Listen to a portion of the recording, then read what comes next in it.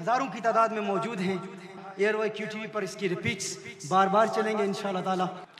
محترم احبہ، میں عرض کر رہا تھا کہ حضور اکرم صلی اللہ علیہ وآلہ وسلم کو اللہ نے علم عطا فرمایا، اور میرے آقا صلی اللہ علیہ وآلہ وسلم کی وسعت علمی پر بیان کرنا یہ مجھ بے بساط کے بس کا روگ نہیں ہے، میرے لیے ممکن ہی نہیں ہے۔ ہم کونین کے والی صلی اللہ علیہ وسلم کی بارگاہ میں عقیدتوں کے پھول نچھاور کرنے کی کوشش کرتے ہیں، جس طرح میں نے ابتدا میں کلام کیا اور آپ کو بتایا کہ ایک ایسا نسخہ پیش کیا جائے گا جس کی برکت سے انشاءاللہ تعالی آپ کو میرے آقا صلی اللہ علیہ وسلم کا دیدار نصیب ہوگا، اور قلبی حضوری حاصل کرنے کے لیے انشاءاللہ تعالی ایسے اوراد و وظائف دیے جائیں گے انشاءاللہ رفتہ رفتہ دل کے بند دروازے کھلیں گے، اور جب یہ بند دروازے کھل جاتے ہیں تو پھر کیا مقام حاصل ہوتا ہے۔ آئیے آپ کی طبیعتوں کی ضیافت کے لیے چند باتیں امام سعد الدین تفتزانی کا ایک واقعہ آپ کی بارگاہ میں پیش کر دوں۔ امام تفتزانی کا واقعہ لکھتا ہے سعد الدین تفتزانی۔ سعد الدین تفتزانی توضیح و تلویح معروف اصول فقہ کی کتاب ہے، شرح المقاصد پڑھنے والے جانتے ہیں تفتزانی کون ہے۔ عقیدہ نصفیہ کی شرح العقائد نصفیہ، شرح عقائد جسے کہا جاتا ہے، اب جانتے ہیں وہ کون سی کتاب ہے، معروف کتاب ہے۔ امام تفتزانی کو پڑھنا آسان کام نہیں ہے، مجھے ملک شام کے اکابر بزرگوں کی بارگاہ میں زانو تلمس طے کر کے امام تفتزانی کی کتاب میں سمجھنے کے لیے حاضری کا شرف حاصل ہوا، اور امام تفتزانی ایک بہت بلند و بالا، ایک بہت اعلیٰ اور عرفہ مقام پر فائز امام ہے۔ امام تفتزانی کون تھا اور کس نے امام تفتزانی کو کیا بنا دیا، یہ آپ کو بتانا چاہتا ہوں۔ کس نے امام تفتزانی کو کیا بنا دیا؟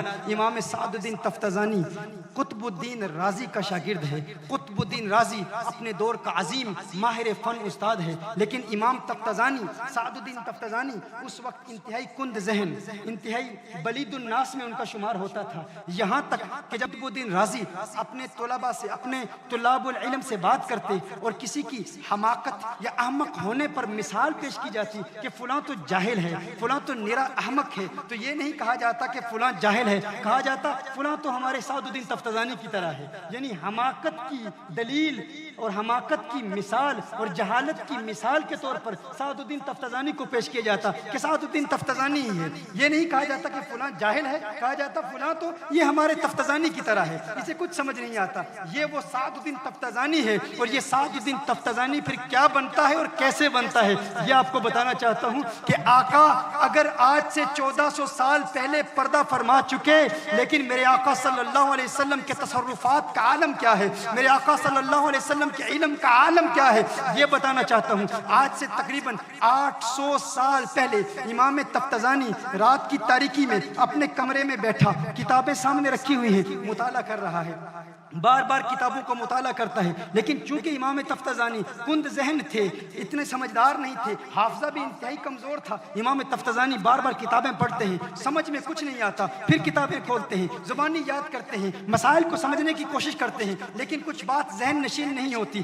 آخر امام تفتزانی پریشان ہو جاتے ہیں، پریشان ہو کر کتاب بند کر کے اللہ کی بارگاہ میں گڑ گڑا کر رو رو کے عرض کرتے ہیں، ہے اللہ اگر میں کند ذہن ہوں، اگر میرا ذہن کمزور ہے، اگر میرا حافظہ کمزور ہے، میرے اللہ اس میں میری کیا خطا ہے، تو میرے خلوص کو دیکھ رہا ہے، تو جانتا ہے کہ میں علم سے مخلص ہوں، میں عالم بننا چاہتا ہوں، علم پڑھنا چاہتا ہوں، علم سے محبت ہے، علم سے پیار ہے، رات دن محنت کرتا ہوں اور تیری رضا کی خاطر علم حاصل کرنے کے لیے شب و روز جد و جہد کر رہا ہوں، میرے اللہ کرم فرما، اپنی عطاؤں کی برسات نازل فرما، ہے اللہ اپنی عنایات کے دروازے کھول دے۔ اچانک کوئی دروازے پر دستک دیتا ہے، امام تفتزانی کہتے ہیں کون ہے؟ کہا تو تفتزانی ہے؟ کہا ہاں میں سعد الدین تفتزانی ہوں۔ کہا ہے تفتزانی باہر آ جا، باہر آ جا۔ کہا نہیں نہیں میں باہر نہیں آتا، مجھے کیوں بلا رہے ہو؟ تفتزانی نے کہا مجھے باہر کیوں بلا رہے ہو؟ کہا او تفتزانی باہر سیر کو چلتے ہیں، او تفتزانی باہر سیر کو چلتے ہیں۔ تفتزانی نے کہا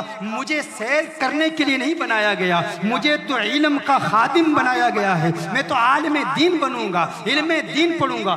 آتا جاتا کچھ نہیں ہے، سمجھ میں کچھ نہیں آتا، بار بار محنت کر رہا ہے، ایک مدت سے تفتزانی پڑھ رہا ہے لیکن کچھ سمجھ نہیں آتا، لیکن تفتزانی کا جذبہ دیکھیں، ہمت دیکھیں، خلوص دیکھیں، شوق دیکھیں، تفتزانی بار بار محنت کرتا ہے۔ تفتزانی کہتا ہے جاؤ، مجھے سیر کے لیے نہیں بنایا گیا، مجھے علم حاصل کرنے کے لیے بنایا گیا ہے۔ تھوڑی دیر کے بعد پھر کوئی دروازے پر دستک دیتا ہے، سعد الدین تفتزانی باہر آ جاؤ۔ کہا میں نے تمہیں بتایا جو ہے، مجھے علم کے لیے پیدا کیا گیا ہے، میں نے علم کی خدمت کرنی ہے، مجھے سیر کے لیے نہیں بنایا گیا، جاؤ چلے جاؤ، میں باہر نہیں آتا۔ تھوڑی دیر کے بعد پھر دروازے پر دستک دی جاتی ہے، سعد الدین باہر آ جاؤ، کہا تمہیں بتایا جو ہے میں باہر نہیں آ سکتا، میں علم پڑھنے کی کوشش کر رہا ہوں۔ کہا جاننا چاہتے ہو باہر کون آیا ہے؟ جاننا چاہتے ہو باہر کون آیا ہے؟ میرے آقا صلی اللہ علیہ وسلم کا وصال 600-700 سال پہلے ہو چکا تھا، 600-700 سال پہلے ہو چکا تھا۔ کہا تفتزانی جاننا چاہتے ہو باہر کون آیا ہے؟ تفتزانی نے کہا کون آیا ہے؟ کہا کونین کے والی آئے ہیں،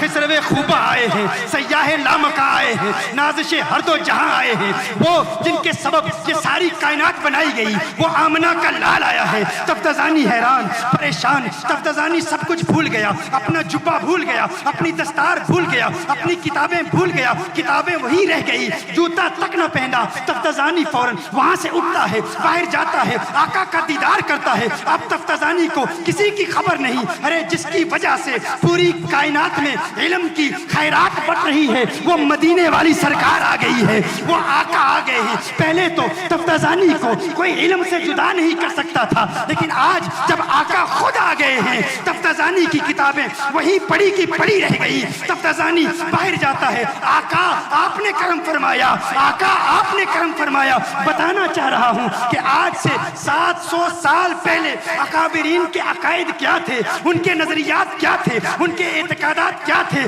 یہ بریلی کا عقیدہ نہیں ہے، یہ ہند کا عقیدہ نہیں ہے، یہ اسلاف کا عقیدہ ہے۔ اعلیٰ حضرت نے انہی عقائد کو پرچار کیا، انہی عقائد کو پورے عالم میں پھیلایا۔ آج جب ہم ملک شام کے علماء سے ملاقات کرتے ہیں تو وہ بھی کہتے ہیں بریلی میں ہے کوئی محدث جس کی کاوشوں سے آج ہمیں بھی علم کا وہ نور مل رہا ہے جو شام کی کتابوں میں نہیں ملتا تھا، جو ازہر کے علماء کی کتابوں سے نہیں ملتا تھا۔ ہاں اس امام نے ہمیں بھی علم دیا ہے۔ بتانا چاہتا ہوں یہ عقیدہ ہند و پاک کا بنایا ہوا نہیں، یہ عقیدہ ہمارے اکابرین کا ہے جو انہوں نے قرآن و سنت سے سمجھا۔ تفتزانی آقا کا دیدار کر کے کہتا ہے یا رسول اللہ کیسے آنا ہوا؟ آقا نے فرمایا ہے تفتزانی منہ کھول، منہ کھول، منہ کھول۔ تفتزانی منہ کھولتا ہے، تفتزانی منہ کھولتا ہے۔ آقا اپنا لعاب دہن تفتزانی کے منہ میں ڈالتے ہیں، آقا تشریف لے جاتے ہیں۔